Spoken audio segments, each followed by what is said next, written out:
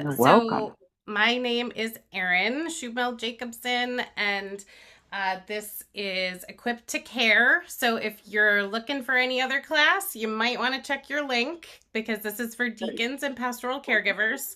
It's a little less embarrassing to leave a Zoom room than to run out of a lecture hall. So, if you need to do that, we won't be offended. Also, if you would like to turn your video off while I'm screen sharing, no one is going to think you are rude. And in fact, I do it a lot because it saves my Wi-Fi bandwidth to not have video and video happening at the same time. So when we have questions and I open up to the whole screen, feel free to turn your video back on, but just don't feel like you need to be in a fishbowl with folks looking at you this entire time. As I said before, if we get disconnected, please just use the same link to come back in the meeting room. It's blue skies and sunny now. Who knows? I don't know. 2 summers ago, we had hail the size of golf balls here, so I don't pretend that I know what's happening with the weather anymore. We're going to advance here. So before you start writing notes, please just relax and listen. Both the presentation and a folder full of resources, a lot of which I'm not even going to have time to cover today, were actually already provided via email to those of you who had registered by Wednesday. I sent the email this morning about an hour ago. And when the recording is available, I'll also send all of that again to everyone who registered, even those who registered belatedly. So please don't stress yourself out by feeling like you have to take a lot of notes while we're in the class. So at least as of Wednesday, maybe, we had 24 deacons, 6 ruling elders, 4 pastors, and 3 different presbyteries signed up for the class. And the numbers might not add up to the same number of people in this Zoom room. And that's largely because there were at least 4 of you who were deacons, ruling elders, treasurers, and PNC chairs, among other things, wearing multiple hats. So that's not exactly every single person who's here. If you're wondering, I'm a deacon, why would there be other people here who are not a deacon? We'll get to that a little bit later, but many churches don't have deacons anymore. And in fact, the majority of Presbyterian churches, I would say, don't have deacons anymore, and often fulfill that role with like member care committees or visiting teams or lay pastoral care teams. So everybody is welcome to be with us here, and it doesn't matter what your official title is. Normally there are a lot of people here who know me, but this year actually there are far fewer. So I'm going to tell you a tiny bit about myself before we get started. I grew up at Corfview United Presbyterian Church, which is on the border of Genesee and Erie County and on the border of the Presbytery of Western New York and the Presbytery of Genesee Valley, just inside Presbytery of Genesee Valley. And from 2017 to 2020, I was bivocational 1/3 time at East Bethany Presbyterian Church, and also working full-time at the Genesee Country Village and Museum, managing employees in the historic village. And I'm currently serving as the associate pastor of First Presbyterian Church of Pittsford, New York, and I've been there since September 1st of 2020. Because I certainly don't do congregational or pastoral care alone. I included a picture of my colleagues on this page. That is my colleague, Reverend Erin Neff, and Reverend Dr. Ernest Krug, who is retired, and we're very lucky to have him volunteer his time as a pastoral parish assistant. So I've also taught kindergarten and worked in different roles in non-ordained positions in the church.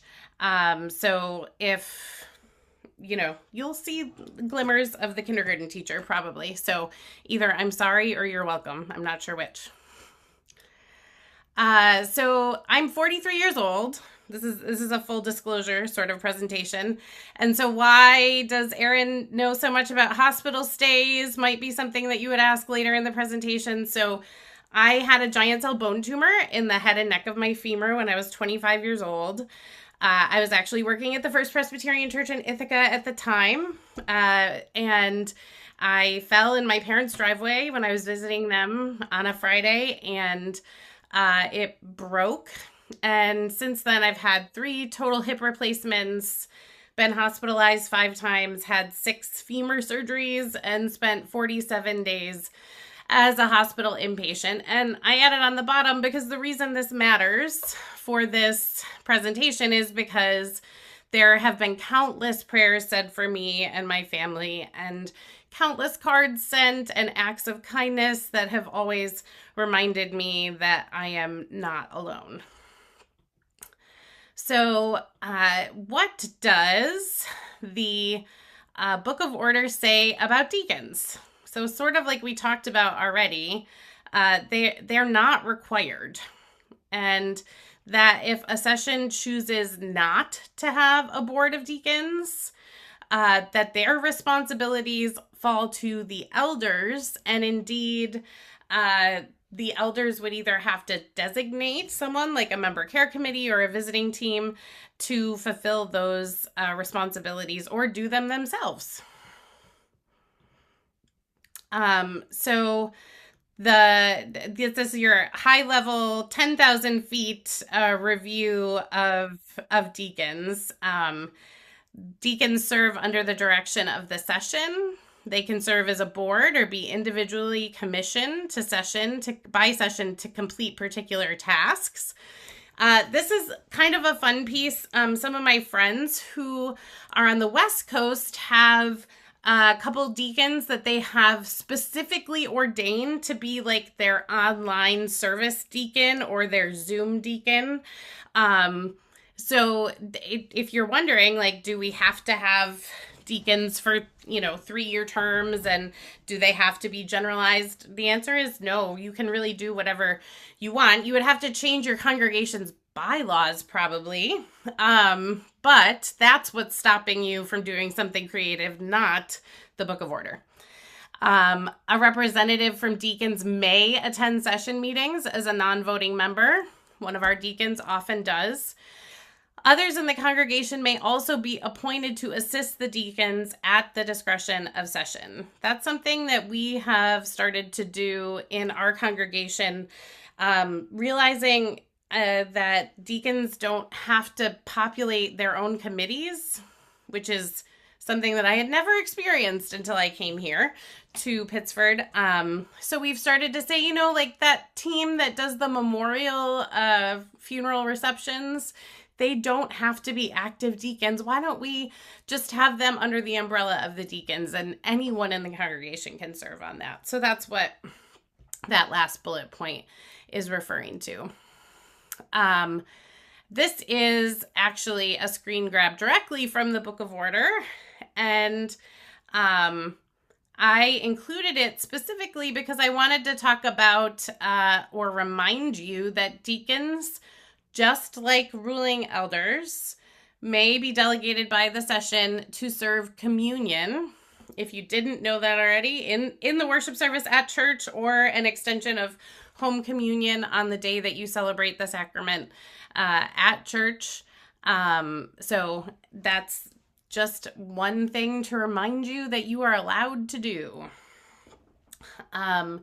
So tradition, and not really the Book of Order, dictates some of the roles that deacons have assumed across the church over the last 100 years or so. So before the PCUSA reunion in 1983, the PCUS, or the Southern Church, deacons often had fiscal responsibilities that, at least geographically in our area, we would think of as like building and grounds, trustees, or session responsibilities.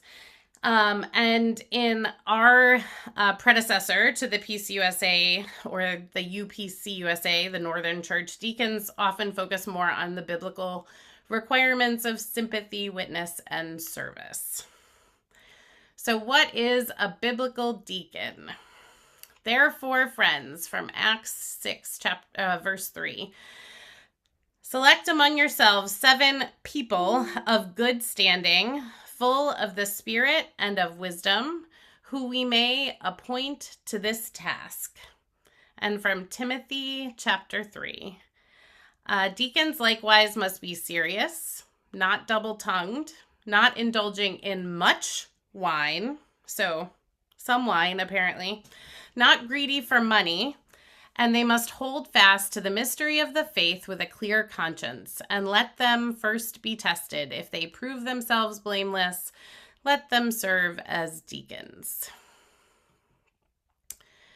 So this is the part for me that is important. This is also from the Book of Order, and this highlighted section on the bottom where I pasted the sort of deacon-defined essentials is what I think we all tend to focus on.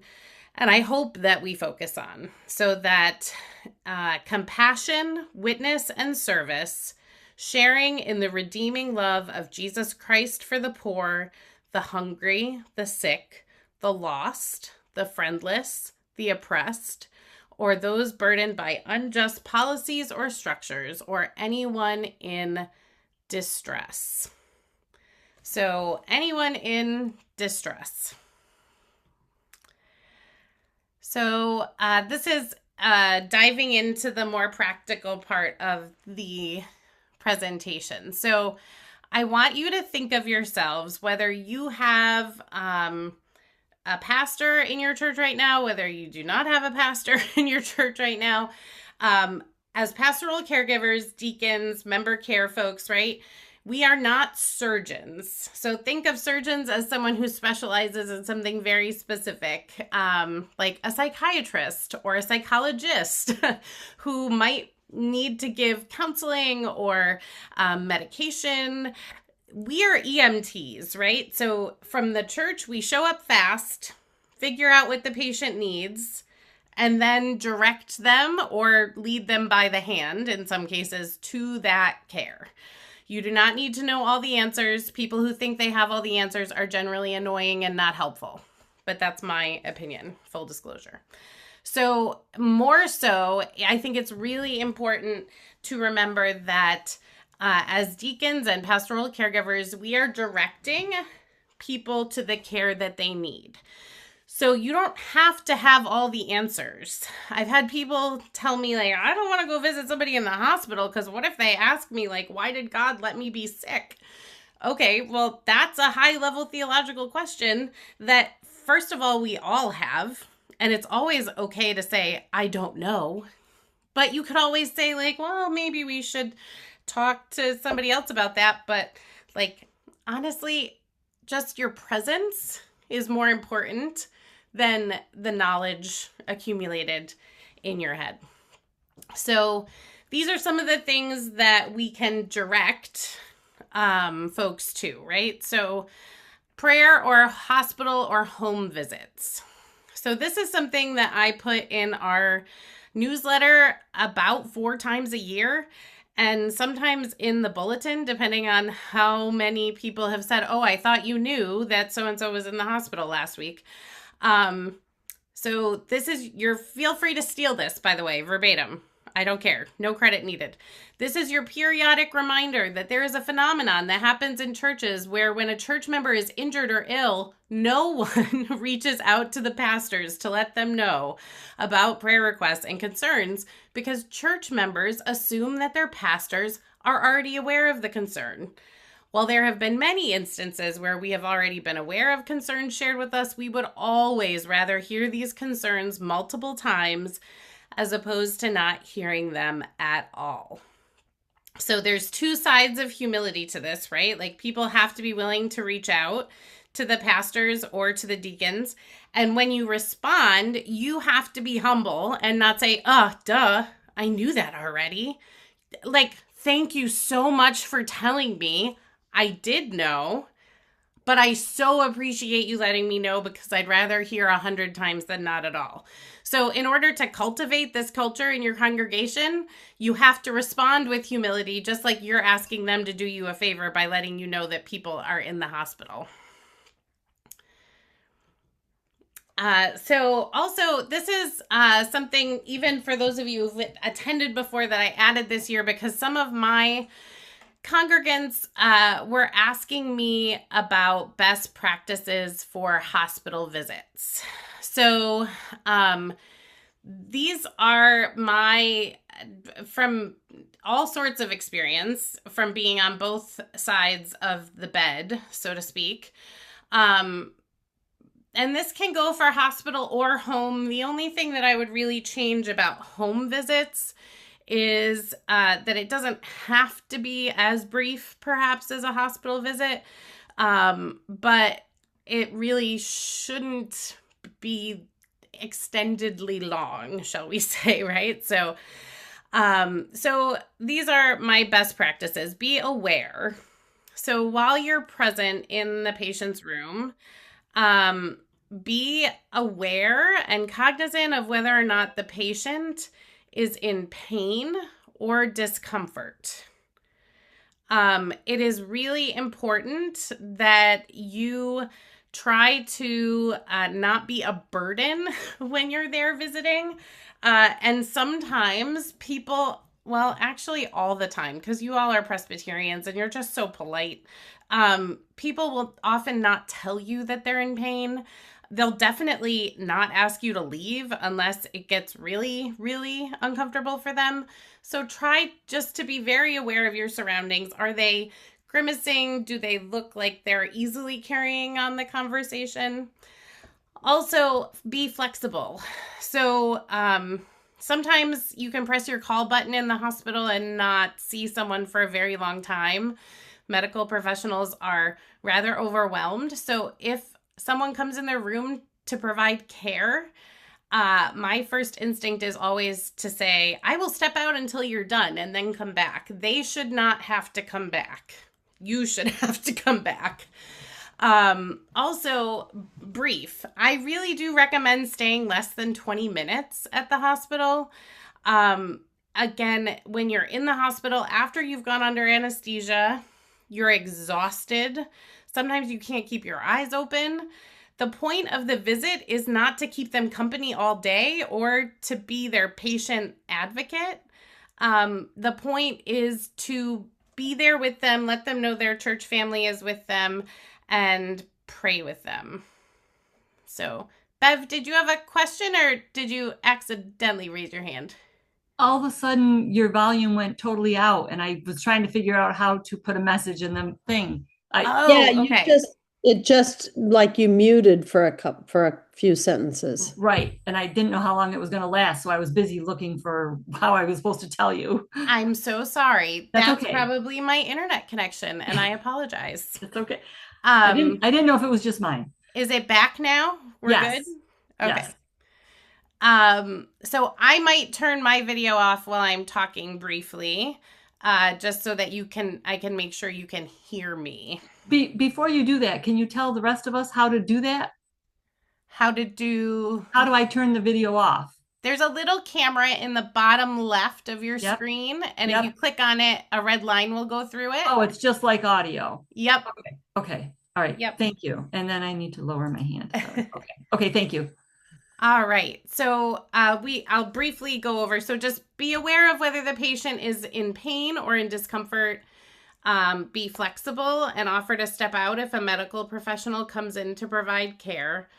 Also, be brief. I recommend less than 20 minutes at the hospital for lots of reasons. But honestly, some hospital rooms don't have bathrooms. Maybe they need to use the chamber pot. I mean, it's all sorts of things that might be embarrassing for folks. Also, make the visit meaningful. So you're not there for a social visit. This is different than being a patient advocate and staying with them all day to make sure that they're there. If they're your relative, of course you can do that, right? If they want you there. This visit is pastoral care. So you're letting them know that you are aware what's happening with them, that you care. You're bringing messages from other folks in the church, sending their love, and you're asking them what they want to pray for. And then you're going to be quiet for a couple minutes and let them answer you, even if there's a little silence, because they may have to think about it. And then you're going to pray out loud with them. Bonus points if they don't have an infectious disease and you ask them if you can hold their hand while you're praying. Also, seems like it should go without saying, but be polite, be quiet and non-intrusive. Always knock before entering a hospital room, and don't knock and enter. Knock, wait for a response, and then enter if invited in. I'd also say to plan the visit and make sure the visit is welcomed by the patient.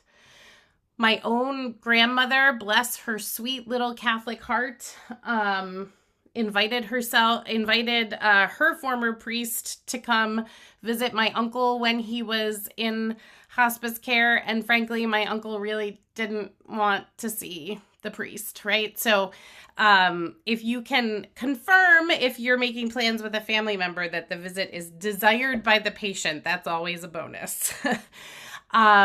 Also, I find sometimes that bringing gifts, actually, not anything wild or crazy, but bringing a prayer square that someone has crocheted, bringing a prayer shawl. I know East Avon is here today, and they have a prayer shawl ministry. Lots of other churches have groups that do things like that.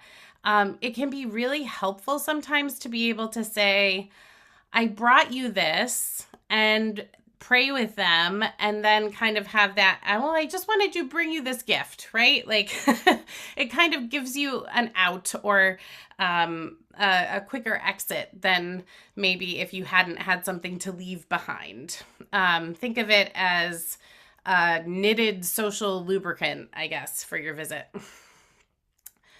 I'm not going to read all of these, but if you are uncomfortable praying out loud, these will be in the resources, obviously, in the slide presentation for you.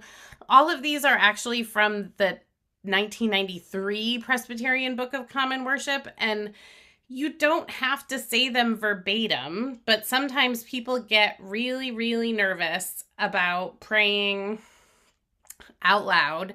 I'm going to stop sharing my screen right now to talk about this. You do not have to turn your camera back on if you don't want to. But when you're praying out loud, here's my tips for praying out loud with people. 1, ask them what they want you to pray for. And then even if it's not what you thought needed to be prayed for, pray for that, because they asked. You asked, they answered. So now you have to pray about it. So I often have found that my congregants, when I say, oh my gosh, Kathy, you've been in the hospital for 3 weeks. Like, what should we pray for today? And Kathy will often say, my grandchildren. I'm like, oh, okay.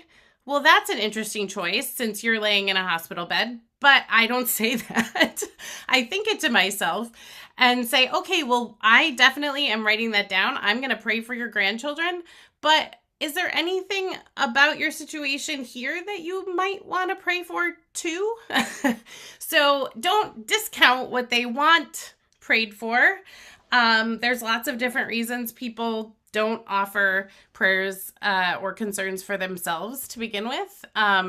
But you can always gently nudge and ask them a follow-up question.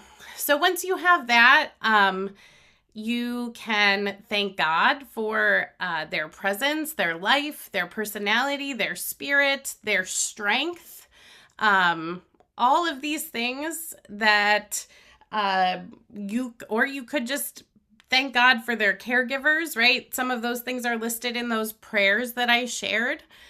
And then pray for healing.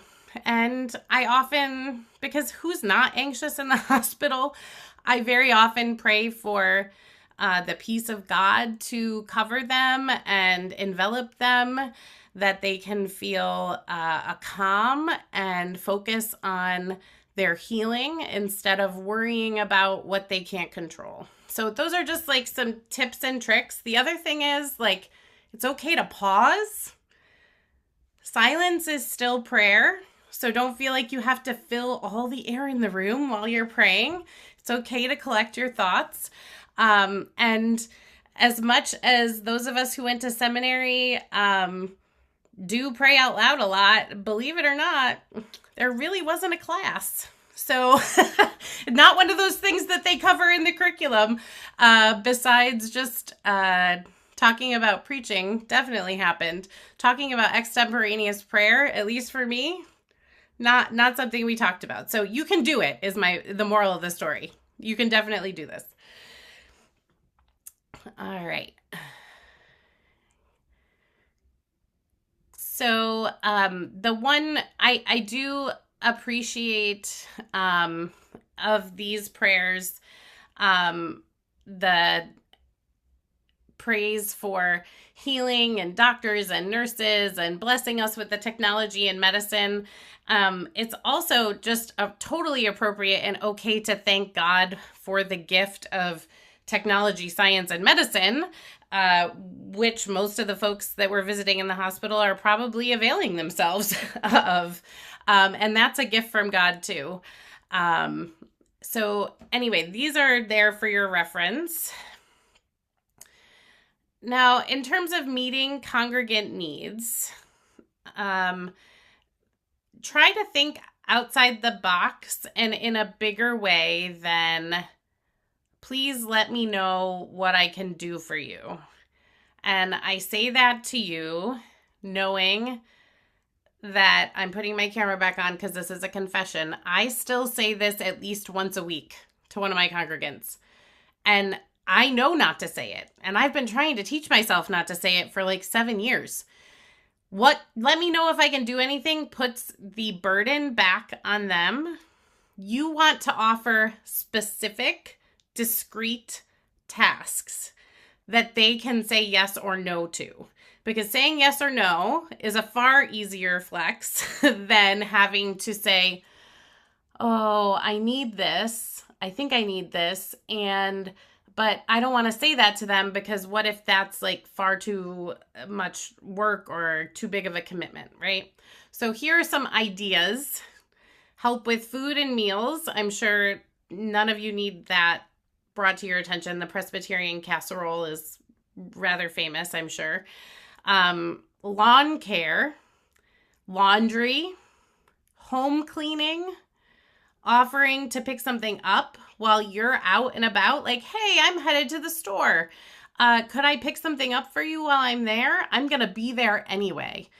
Or invite them to go with you if they are well enough to do that. My own great aunt passed away last fall, and when I was visiting her for the last time with my mom when she was in hospice care, I hadn't seen her in a while, but my mom had seen her recently. And knowing my aunt and seeing that there was dust piling up on all the surfaces around her, my mom said, Aunt Mike, would it make you feel better if I dusted while you and Erin talk? And she said, oh my gosh, Cindy, please. I can't ask my kids. They're already doing so much. And oh my gosh, that would make me feel so much better. I just look at it all day, right? So think of things like that might be helpful. And like, did it matter to anyone else that her house was dusty? No. Did she die a week later? Yes. Did it make her feel better for that week that her house wasn't dusty? Also, yes. So some ways and resources you can help folks when they are feeling unwell. CaringBridge.com is a way to update people without having to have text chains or emailing folks. We use mealtrain.com at Pittsford, and we also use it. It has a potluck function too, which I highly recommend, totally unrelated to pastoral caregiving. It makes having people sign up for potlucks a lot easier. And then cards of support and sympathy. So I'm going to stop sharing again for a minute. This is a sample of an email that I send out or I try to send out once a week. And the reminder here is whether it's a pastor or the board of deacons or whoever who are going to be sending cards or doing pastoral care for folks, I guess a little bit of organization goes like this far, in my opinion. So I always remind myself that while I could send a card myself, and maybe that would take 2 minutes, if I spend 25 minutes compiling all of these names and addresses that I need to send to other people, then they might get 25 cards in the mail. And that's far more meaningful than getting one from me, frankly. So that's just one thing. If you put someone in charge of that, even though my congregants have access to our online directory, I print directories for them as often as possible. Guess what the number one thing they thank me for is? Thank you for sending an email that has the address right in it. It makes it so easy. So try to take the barriers away and tell them what the person is recovering from or praying for in the email so they don't have to look it up. Tell them the address. And if it's someone that they're mourning, make sure to tell them the name of the person who has died in their family as well. We also send birthday cards to those in our congregation who live by themselves. And one way, this is actually a tip or trick from my grandmother. So we do it for the whole month, usually at once. And a lot of our people, because I've shared this tip with them, do it now, is they write and address the cards at the beginning of the month, because it's a lot easier to do it one time a month than multiple. And then write the date in the stamp corner and put it where their mail is. And then on the date that you're supposed to mail it, put the stamp on it, and the person who is receiving it can't see the date that you wrote on it. And so for me, this is super helpful. And it helps me kind of automate some of that, I guess, tedious work for me, that the remembering every day kind of thing. Obviously, when someone's sick, you have to be more spontaneous, but I highly recommend getting everybody possible on board for sending cards. There might even be people who are not deacons or pastoral caregivers who would be willing to do that. I have a lady in my congregation who used to be on deacons, but loves sending cards so much that she's asked to remain on the list that I send people's addresses to. And often, like, congregants will be like, oh, that Holly, she's my deacon. She's so wonderful. And I'm like, she's actually not a deacon anymore. But I'm so glad that you feel cared for by her. So just a thought that you can always think about people who, especially those who can't get out of the house. This is something they can do. You can also task people who are like losing their eyesight. I have a lady with macular degeneration who is on our prayer support group, and we've reminded her pretty frequently that one of the ways she can care for people is praying for them.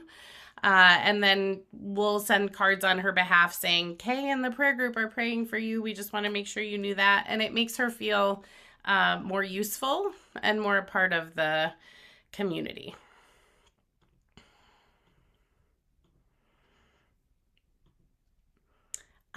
If we started using Notebird in our congregation around this time last year, so we have Breeze for our church management service, and it integrated with that really well. Right now, it's just used between myself and the two other pastors at Pittsford, but you can also have multiple levels of sharing with like deacons and grief support folks. For us, we need a little bit more, assurances about the privacy levels of the different tiers before we bring our lay pastoral caregivers into it. But if you went into it starting knowing that this was going to be available information to the congregation, it lets you assign tasks and update, and it is pretty helpful. So there's a sliding scale for church size and how many people are using it, and it's worth looking into. I am not a paid spokesperson. And then I wanted to talk about ring theory a little bit. So this was written in a Los Angeles Times article for the first time by Susan Silk and Barry Goldman, who are married, in 2013. And they write that when Susan had breast cancer, we heard a lot of lame remarks, but our favorite came from one of Susan's colleagues. She needed to visit Susan after the surgery, but Susan didn't feel like having visitors, and she said so. Her colleague's response was, "This isn't just about you." "It's not?" Susan wondered. "My breast cancer is not about me. It's about you?" The same theme came up again when our friend Katie had a brain aneurysm. She was in intensive care for a long time and finally got out and into a step-down unit. She was no longer covered with tubes and lines and monitors, but she was still in rough shape, and a friend came and saw her and then stepped into the hall with Katie's husband, Pat. "I wasn't prepared for this," she told him. "I don't know if I can handle it." This woman loves Katie, and she said what she did because the sight of Katie in this condition moved her so deeply. But it was the wrong thing to say, and it was the wrong in the same way that Susan's colleague's remark was wrong. So there's a few different diagrams both here and in the resources that I've shared of ring theory. So the idea is you comfort into the rings and you dump out of the rings. So you only, for the person in crisis, you only offer comfort and care, right?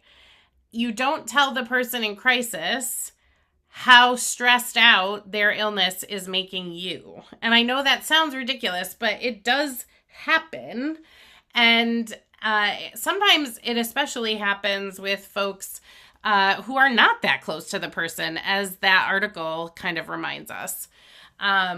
There's another, this is another diagram depending on how you feel. Onlookers, work colleagues, neighbors, close family and friends, person closest to the person in the middle, person in crisis, right? So, and as opposed to comfort in, dump out, this is more tactfully labeled support in, complaining out. And actually, I'm going to go back to that for a second. So there, in the resources, there is an entire PDF of the ring theory article by Susan Silk and Barry Goldman. There are also a few other diagrams explaining this phenomenon. And I would encourage you to, as pastoral caregivers, always be the person who is comforting in or supporting in. And in terms of the complaining out, that you're finding a healthy outlet for yourself to talk to someone who is not part of the situation.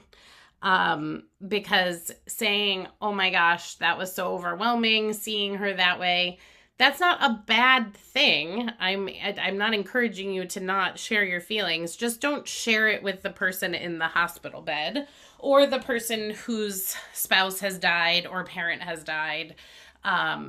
Try to think about folks outside of the situation, or at least in a ring farther out of the conversation than you are, to basically complain out, shall we say.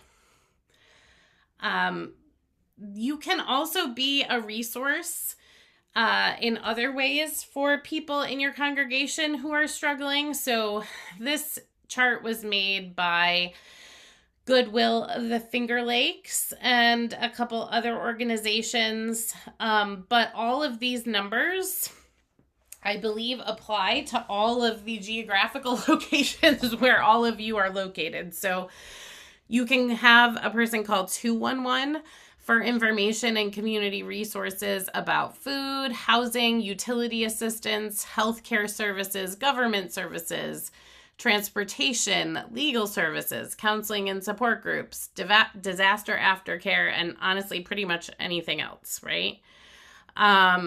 So the 988 number for thoughts of suicide, a mental health crisis, a substance use crisis, or emotional distress, and then 911, obviously, for medical emergencies, fires, crimes, disaster response, or a life-threatening situation.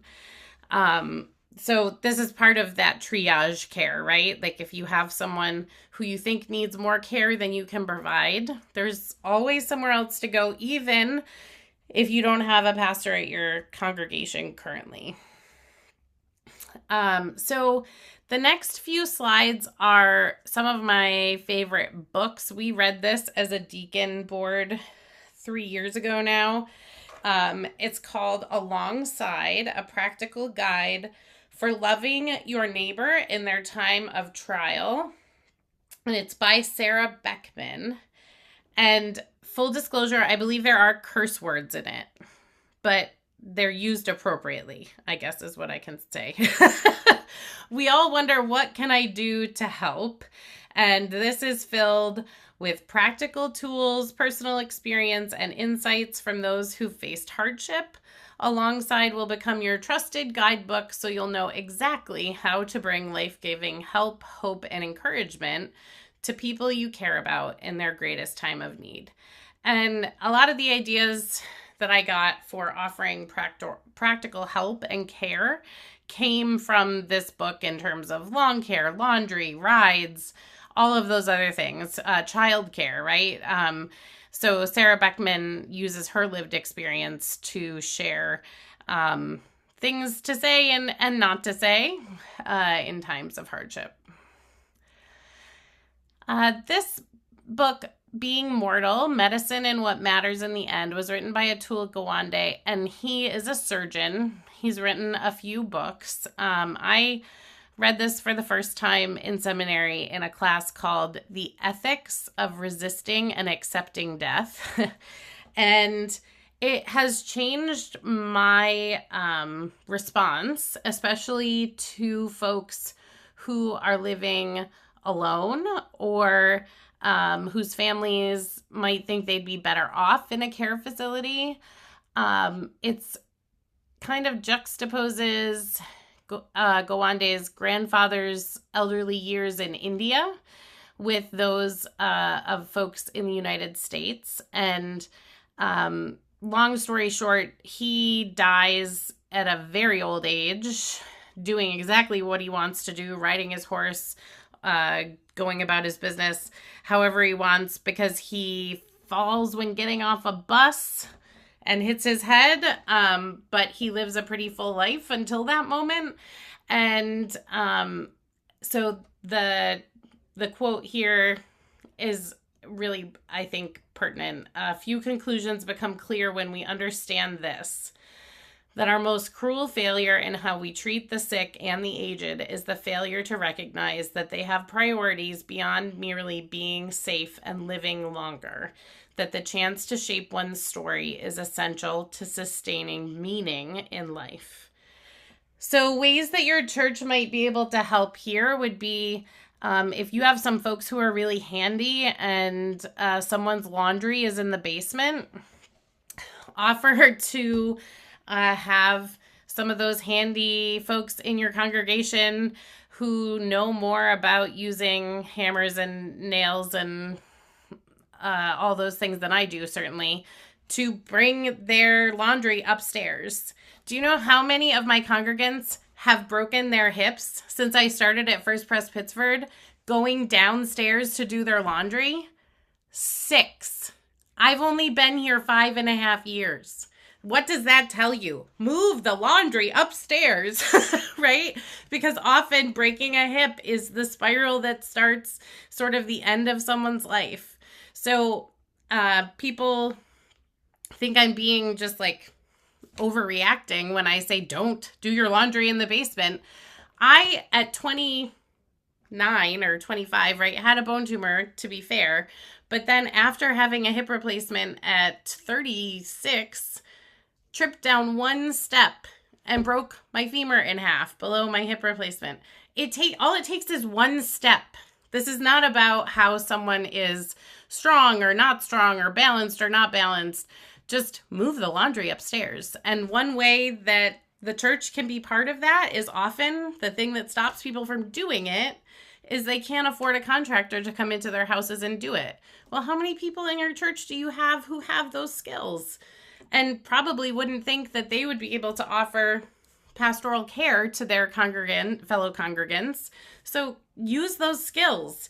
One of our church members had breast cancer that sadly had spread to her bones, and she didn't have a railing even on her staircase at home.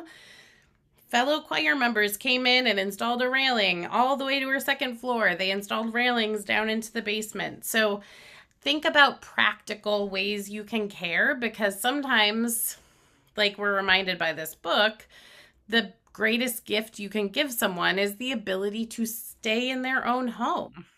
And simple things like that can sometimes be the difference between being able to do that or having to leave the place that they've lived for decades.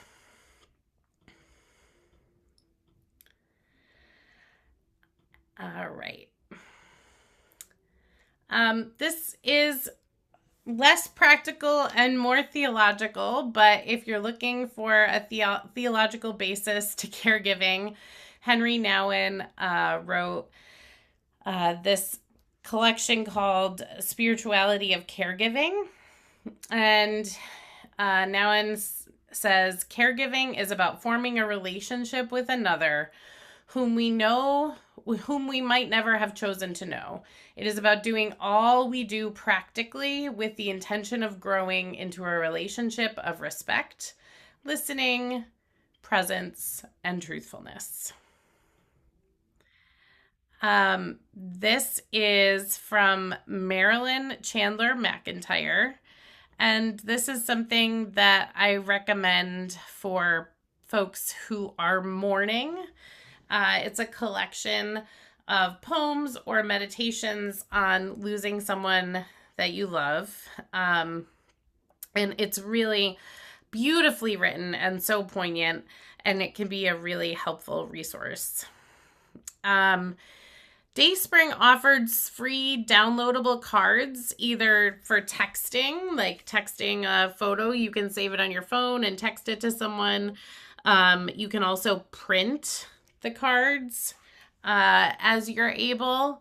Faith and Grief, which is an organization we contract with to offer grief care workshops and support gatherings at our church, offers free podcasts and a book club, both of which have a lot of really good resources on their website, faithandgrief.org.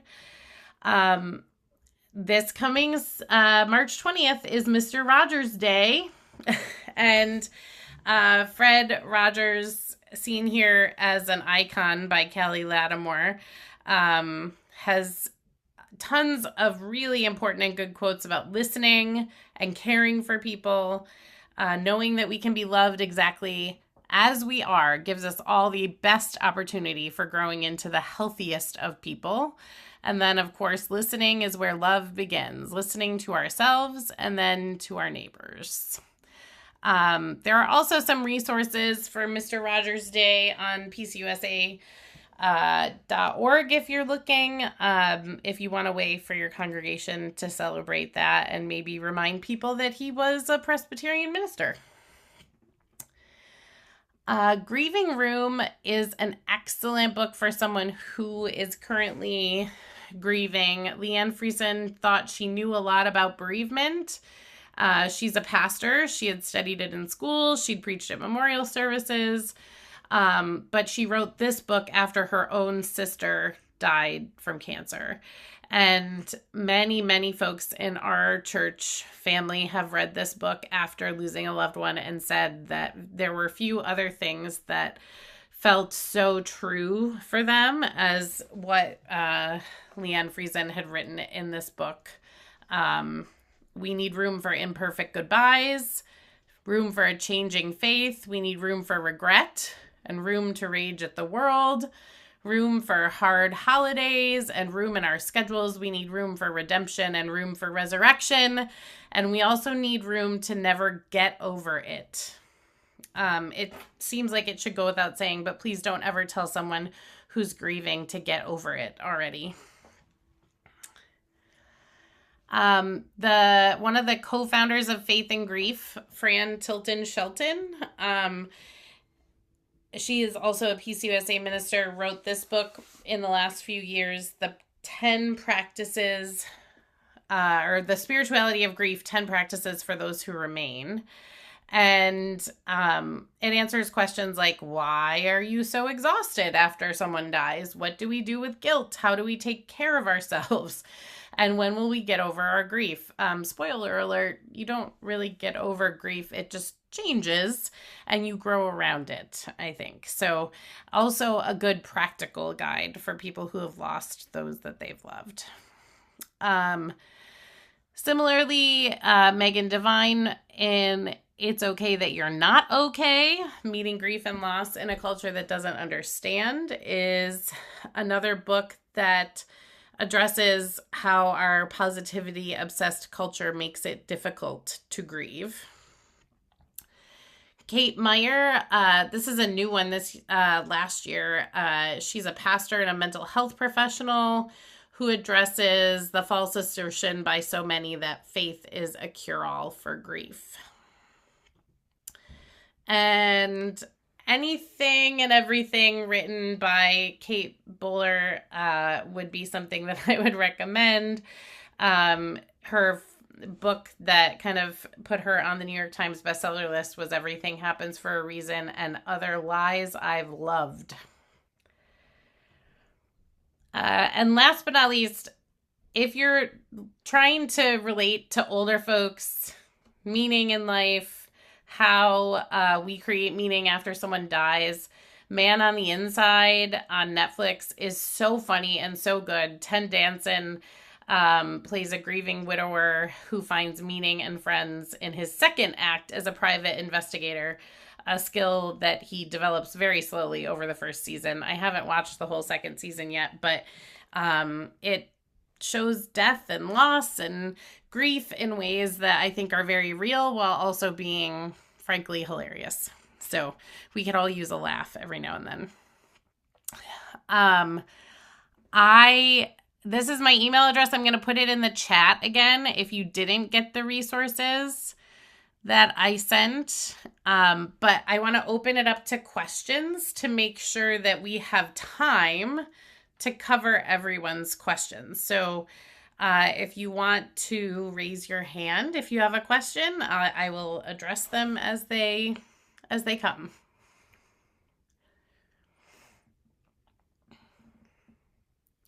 No one has any questions?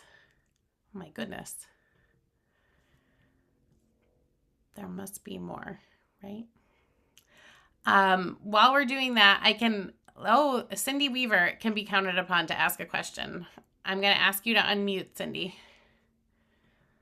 Hi, Erin. It's good to hear you and see you. I knew this would be wonderful, and it has been most helpful. I'm wondering, in your experience, as you said, you've had it from both sides, being in the hospital and visiting those in the hospital.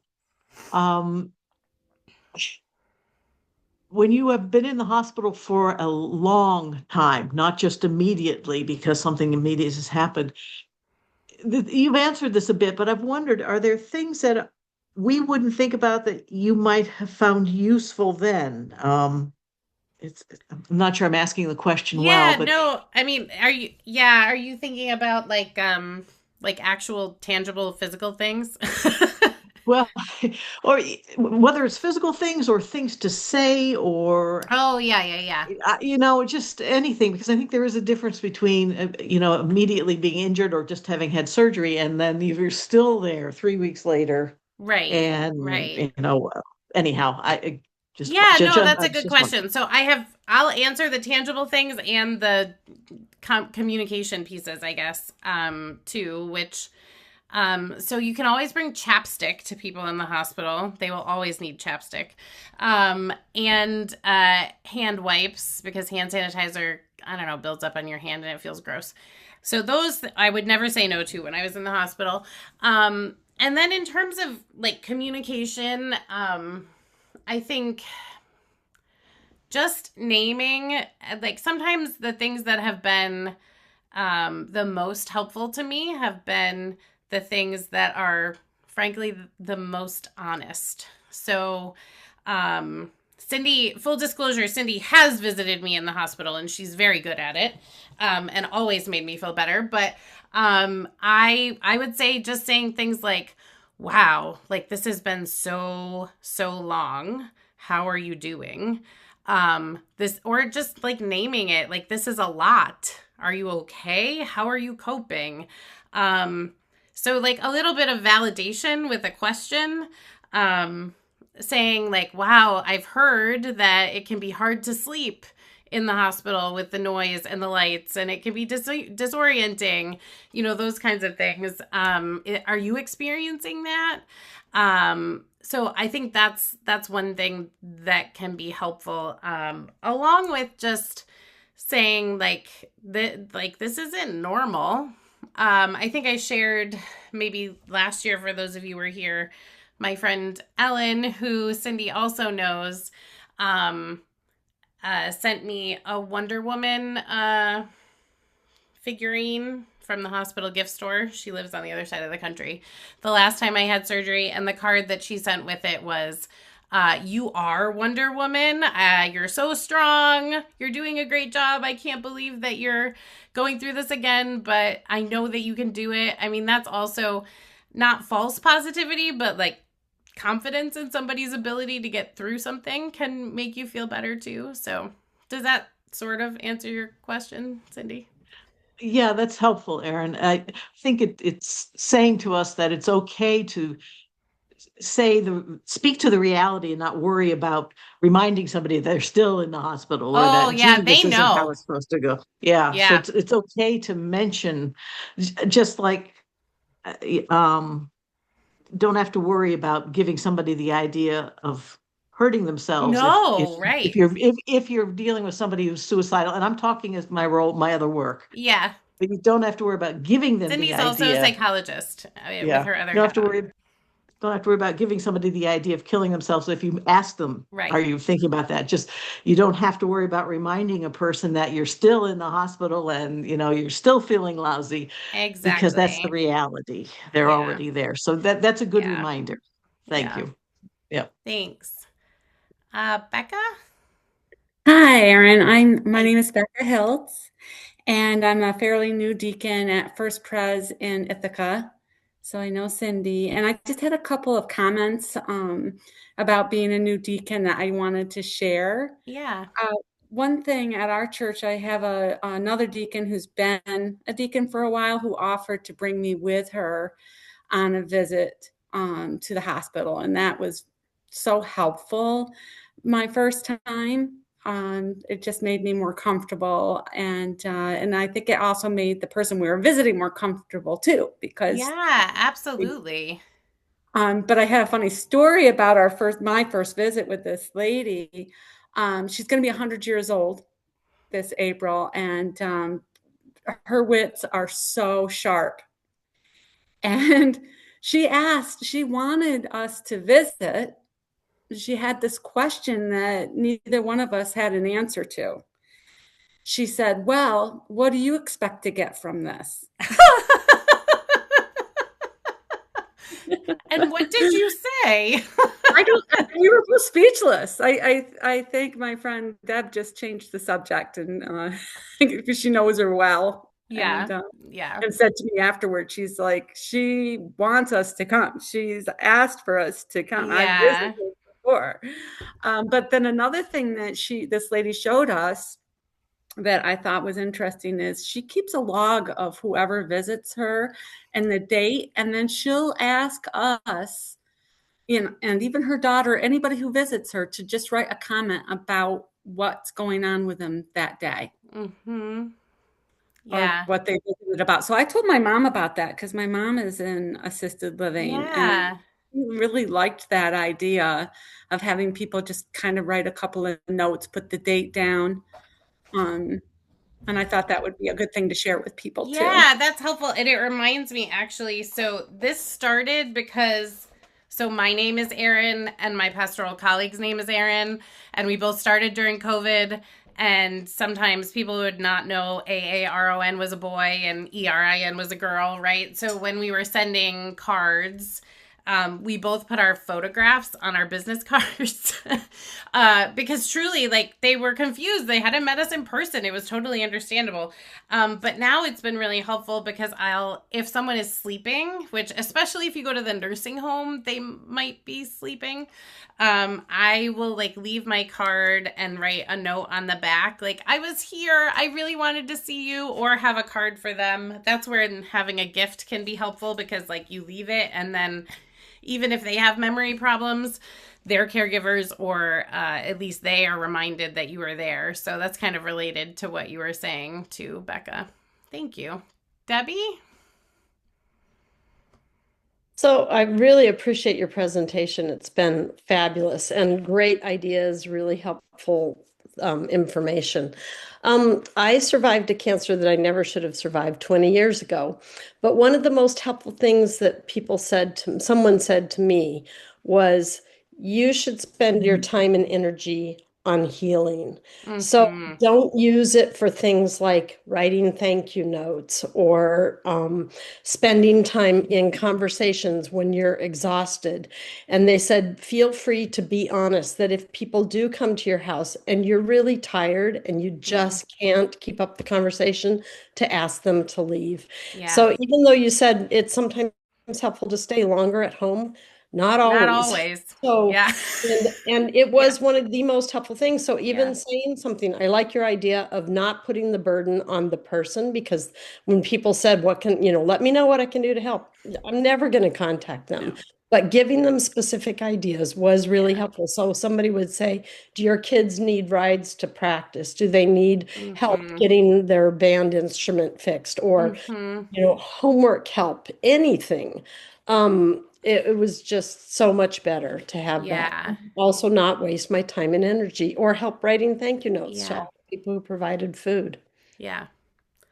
That, So and honestly, that's something that you could ask someone to do for you too, right? Like if it's something right. that's really important to you, ask them to address them and return Exactly. address them and write them, and then you can sign them if it's like if it's some people are really Absolutely. attached to that, right? So, and so that's really helpful, Debbie. But I Thank you. do think letting people know that it's really okay not to spend their time and energy on all of that other stuff, Right. that's what like a deacon can do for you. Yeah.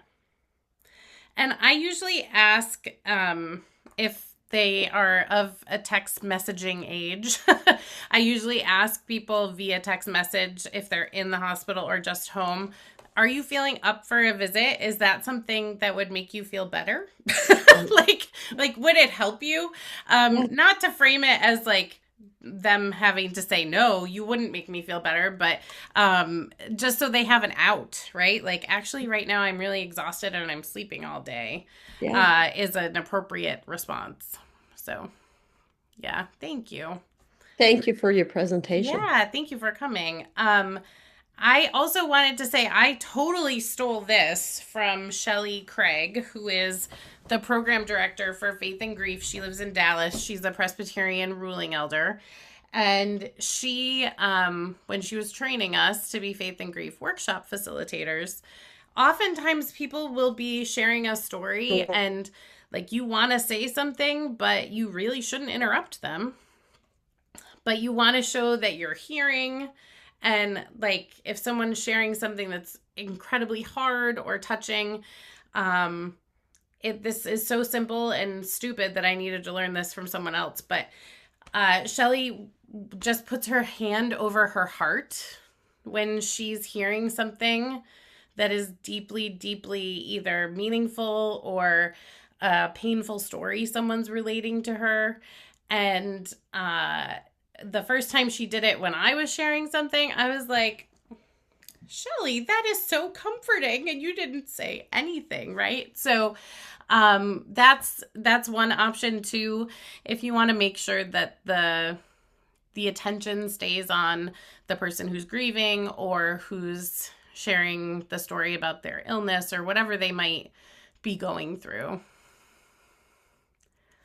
Any other questions?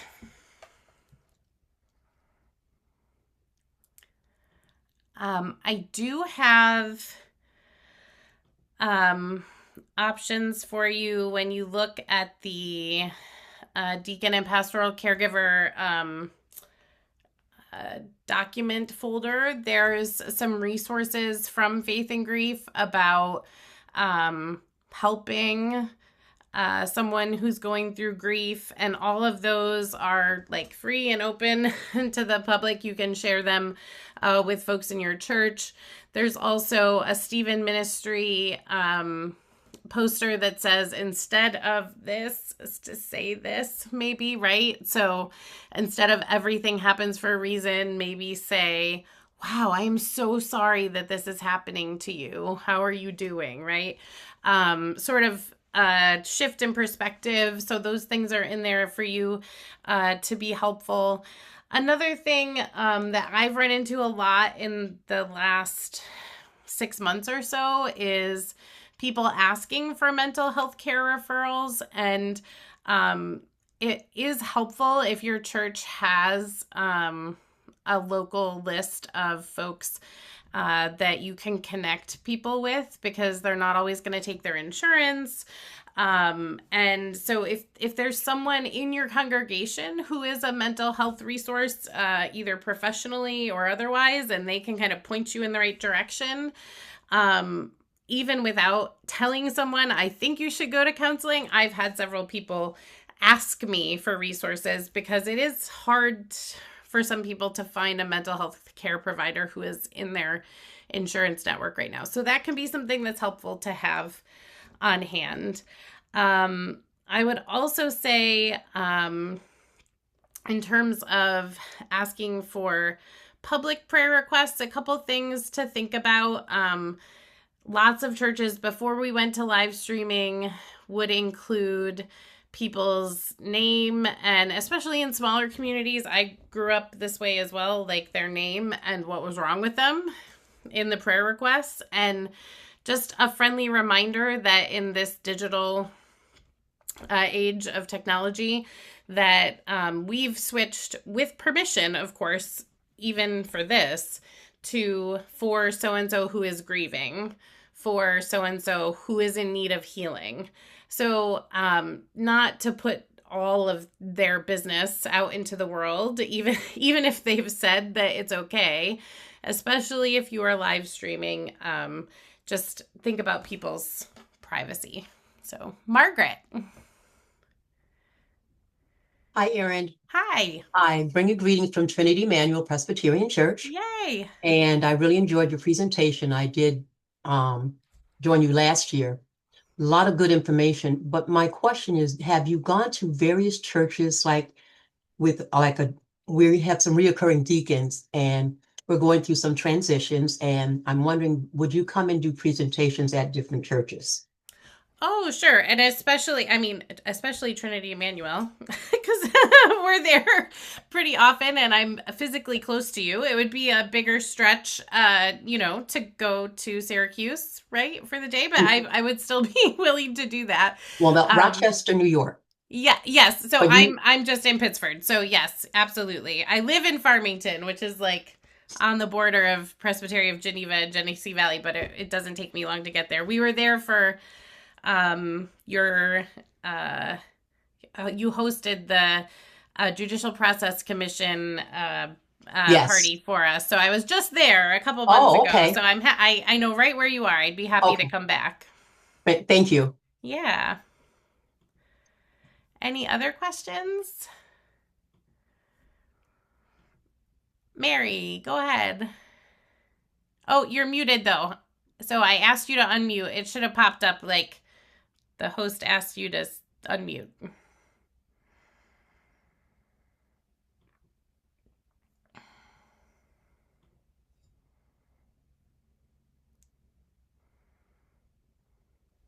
Okay. There you go. Okay. I actually want to share something. You are aware that I lost my husband 2 years ago. Um, I'm not going to list everything, but since then, I've been through a lot of stressful situations. I cleaned out a large condo and moved to St. John's Meadows and several other things. A friend of mine said to me, I'm very, very proud of you, and you should be proud of yourself for getting through all of that. I'm still working on that, but that was so helpful to hear that what I went through was something to really be proud of. I couldn't agree more. Yeah. I mean, it's validating, number one, that like, oh my goodness, that's a lot all at once, right? And then number two, also that they're proud and they see you. They saw what you went through to get to the other side of it. So absolutely. That's really a good insight, Mary, for sure. And you did go through a lot all at once. I still am. Yeah. I Yeah. have a niece who just had brain surgery Oh, yesterday, but she's doing well, I'm told. oh, So it's kind it's of, a lot. yeah, it's a lot. Yeah. Yeah, thank you for sharing. I also had a congregant I talked to this week and sort of a similar situation dealing with caregiving responsibilities, parenting adult children who are in physical and mental health crises, dealing with an ex-spouse who is the opposite of helpful. And I sort of said something similar to her, which was just that, do you realize that any one of these things that you are dealing with right now, in terms of caregiving for adult children, for your adult parent, dealing with this situation with your ex-husband, all of those things would be like crisis level for anyone to deal with, and you're dealing with all of them at once. So just, and for me, it was just making the observation that this was really hard and validating that for her. And she said, oh my gosh, like, yeah, I guess I hadn't thought of it that way. And I said, yeah, I mean, just any one of these things would be considered like a life altering situation, and you're dealing with 4 of them right now, right? So it definitely good to validate and also tell them they're doing a good job handling it, which is sounds like what your friend did for you, Mary. So any other questions, comments, ideas, resources? I think Sherry put another resource, Your Grief is Your Own, by Candace Osifert Russell. It's an ebook, so that's in the chat. Diane? Oh, you're muted though. Mary's comments were interesting to me because one of my closest friends, and friends of her husband and she were our closest friends, lost her husband suddenly at a young age in October. And when someone said something about thank you notes, is my friend has mentioned over the months that she still needs to write thank you notes. It's just something she can't bring herself to do. Would that seem intrusive for me to ask if I could help her with those? If she hadn't mentioned it yet, I would say that it would be like, because you were just like, oh, I haven't gotten one. Can I Right. help you? That's passive aggressive. Because she's mentioned it, it would be more like an observation. Like, I've noticed that you've mentioned that you're struggling with getting this task done, and it seems like it's meaningful to you. I don't think that you have to write the thank you notes, but if you wanted help, I could come sit with you while you did it. I could help you address them, kind of offer different levels of help. And especially if it's something someone has expressed they're struggling with, I think it's totally in bounds to offer to help. And even just sitting with someone while they do it can sometimes kind of lift that burden, like body doubling, right? Like both of you writing together, or you doing the addresses and she writes the insides, Okay. kind of thing. All right. Thank you. Yeah. Good question. I have another, just a quick question. Yeah. You had shown things from the Book of Order. Yeah. So I'm a fairly new member at the church where I'm going, Presbyterian Church, where I'm going now. And previously, I was a longtime member of a church and was a deacon there. So now I've just joined the deacon board. So in the Book of Order, if you were once ordained somewhere else, do you not need to be ordained? Correct. So deacons and elders, once a deacon or a ruling elder, always a deacon or a ruling elder. But you still need to be installed. So usually churches do that, in the same worship service during church. But we also have trustees at Pittsford, and they don't need to be ordained, but they still need to be installed. So basically you just need to be, once your membership is transferred, your deacon ordination and your ruling elder ordination and whatever you have been wherever goes with you. So Okay. you just have to be installed. Okay. Thank you. Yeah. Another good question. Any others?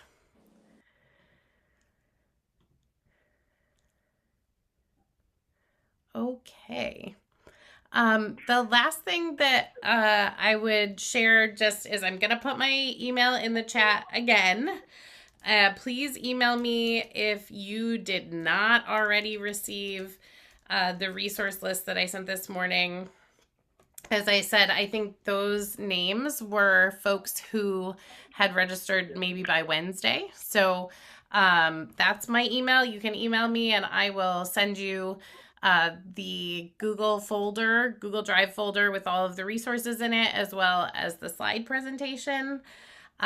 This is being recorded, and I'll have it uploaded and edited to our church YouTube page by the end of the day, and send that link to everyone so that you can share this with deacons and folks who maybe weren't here today, or if you want to use this for further training. But sort of last call, we're like 9 minutes early, but I think you should have time to go to the bathroom and all that fun stuff before worship. So Mindy, is there anything else that we need to know?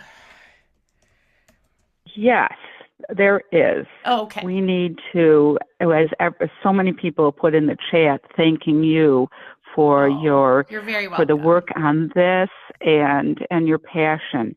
And I have a prayer that I read, I don't remember when, and it's a Beatitude prayer by Nadia Bowles-Weber, based on the Beatitudes, Mark 12:30-31.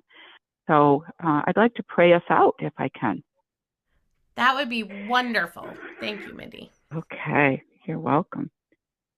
Dear God, we know that Jesus calls those blessed for whom life is hard, for he chose to surround himself with people like them. Jesus also told the disciples to love God with your whole being, with the strength of your arms, the thoughts of your mind, and the courage of your heart, and to love your fellow human beings in the same way you love yourselves. May God's Spirit fill us with strength, love, and courage to do the hard work of living like a true Jesus follower. In your Son's name we pray. Amen. Amen. Thank you all so much for coming. And please let me know if there are further questions. I'll hang out while you all leave the room if you have other things you want to ask. But you have a wonderful day, and if it's sunny where you are, enjoy the sunshine before the thunderstorms get here.